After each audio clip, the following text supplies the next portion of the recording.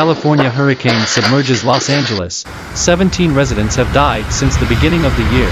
The latest Pacific storm sent torrential rains and high winds in California, knocking out power and turning city streets into rivers as landslides cut highways and entire communities faced evacuation orders. More than 33 million Californians are threatened by all-day bad weather due to heavy to excessive rain across the state, especially in Southern California, as gusts of more than 64 kilometers per hour in many places.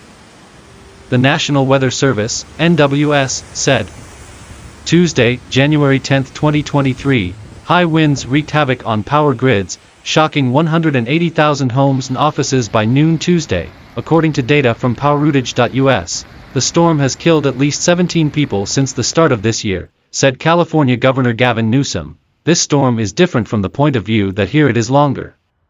It is more intense because of the previous storm. The ground is much more saturated, which leads to more flooding and more rescues due to soil saturation, said Barry Parker, Division Chief of the Ventura County Fire Department. Experts say the increasing frequency and intensity of such storms, punctuated by extreme heat and dry seasons, is a symptom of climate change. While the rain and snow will help replenish the reservoir, just 2 weeks of rainfall won't solve a 2-decade-long drought. Meanwhile, terrain denuded by past forest fires has increased the risk of flash floods and landslides. The downpours, along with heavy snow in the mountainous areas, follow another atmospheric river of dense moisture that funnels into California from the tropical Pacific. 6 atmospheric rivers have swept through California in the past 17 days, dumping as much as 76 centimeters of rain in some areas, said Zach Taylor, a meteorologist at the NWS Weather Prediction Center.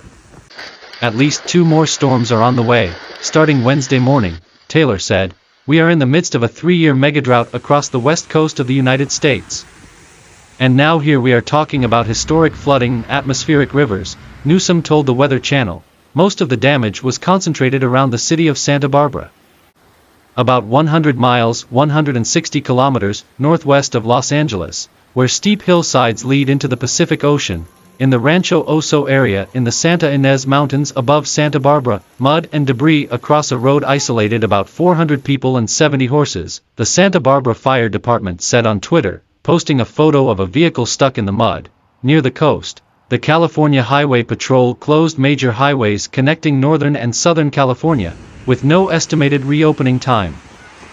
Please stay home and don't drive today if possible, the Highway Patrol advised on Twitter, posting images of landslides and fallen rocks blocking the highway. Many communities were flooded, including Goleta, where a man paddleboarded through the streets. On Monday, officials ordered the evacuation of some 25,000 people, including the entire upscale Montecito area near Santa Barbara, because of the increased risk of flooding and landslides.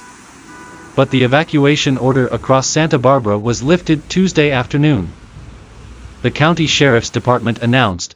Further south in the Chatsworth neighborhood of Los Angeles, 2 vehicles fell into a sinkhole that opened under the road.